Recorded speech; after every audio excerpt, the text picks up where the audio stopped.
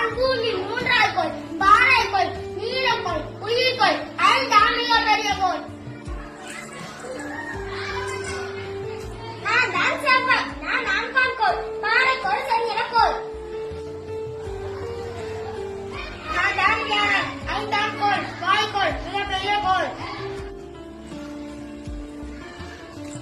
நான் தான் சனி, ஆறாம் கோள், வாய்க்கோள், இரண்டாவது பெரிய கோள், வளையங்களை